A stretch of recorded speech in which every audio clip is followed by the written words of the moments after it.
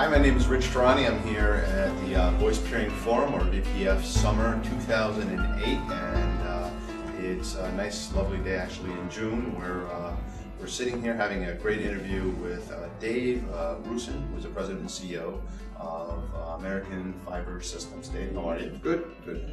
And we're going to be talking a little bit about his company and his products and what he's up to. So Dave, please give me a little background on your company. Well, it's very focused. We own and operate metropolitan fiber optic networks in second-tier markets. What's more interesting about where we are has to do with when we were formed and the approach we took to the marketplace.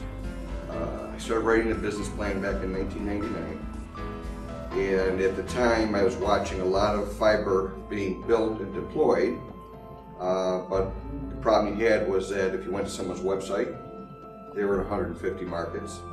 If you went to their brochures, they were in 150 markets. And if you talk to any of their salespeople, they're in 150 markets. And just what you know about installing these networks, it's economically impossible.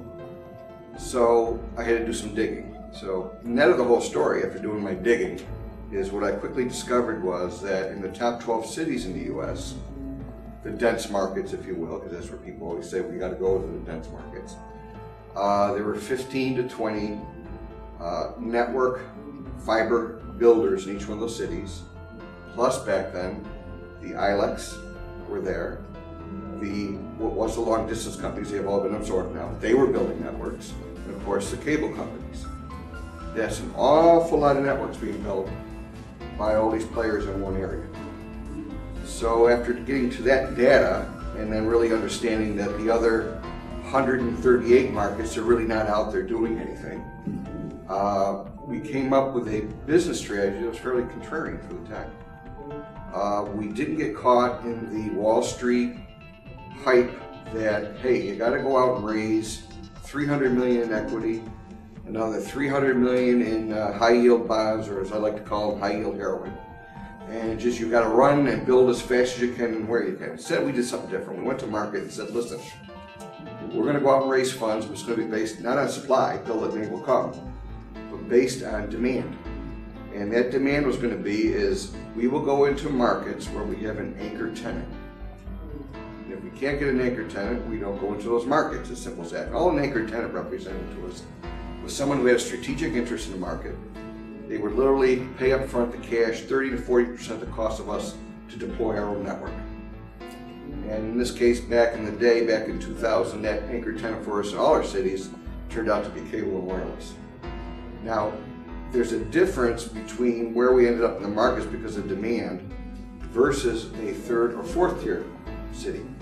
We're primarily in second tier markets. Now, it just depends what people call an NFL city or not. Right. But you know, Las Vegas, sure. Salt Lake City, Kansas City, Cleveland. Atlanta, though, is one of your biggest, I noticed. Well, Atlanta is where we've hubbed in the downtown, but if you look at the network, it's Marietta, Alpharetta, all these high growth areas around Atlanta. Sure. And we're not, you know, we have to get to the downtown because of the carrier hotels. Sure. But we cover areas where other people just Are you in the Telex facility there? Oh yes, yeah, 56 Marietta and 55 across the road.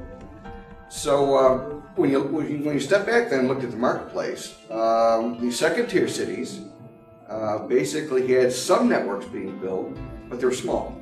And the reason was they were primarily being customer driven out of the big markets at the time. So when we went in there with our anchor tenant, we sort of filled in all the gaps because there was nobody else there. Right. Now, one of the key things that we did back then, which a lot of people were doing at that time, which I felt was not the appropriate thing to do, in, you know, not in hindsight, but in foresight, was you had a lot of people who go out to build a network and were participating in what they call a joint build. And a joint build means in New York City, Chicago, pick your place, 5, 6, sometimes 10 carriers would get together and say, hey, we're going to build down Madison Avenue in New York. How about splitting the cost 10 ways? Well, some bean counter sitting up in bean land thinks that, hey, that's a wonderful idea. So they all just cut their CapEx by 90%, but they all put in a cable with over 1,000 strands of fiber in it. You seal up the street and you wait a few years. Now you look at Madison Avenue for today as an example, and they can't hold a price point there.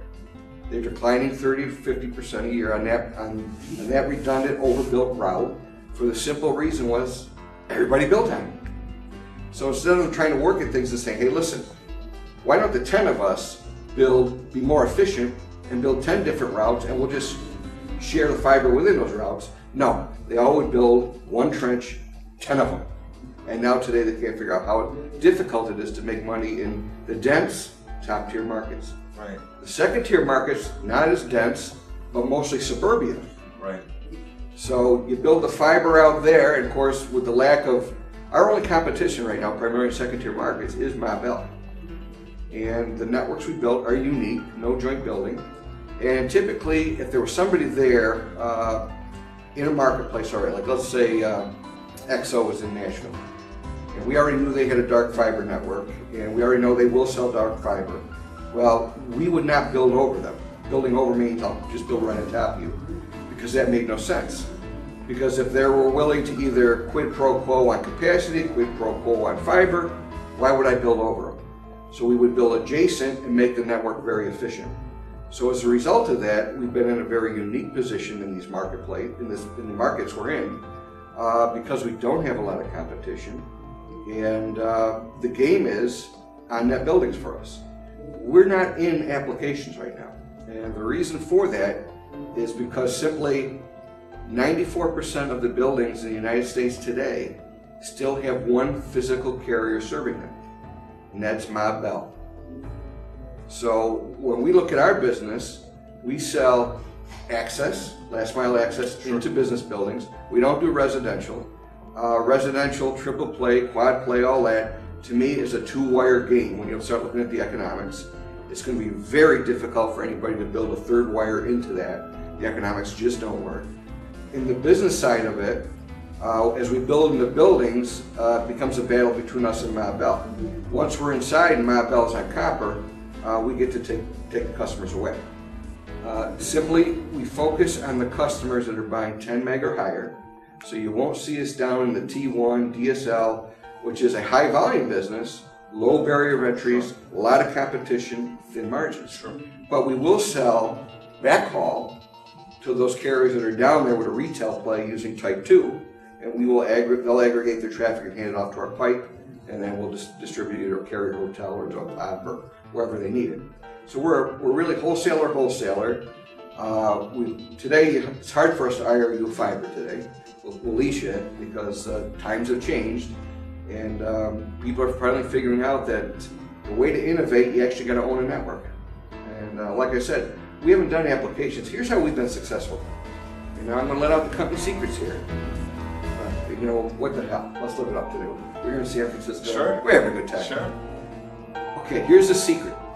Company's proprietary information. Here's how we build a great business.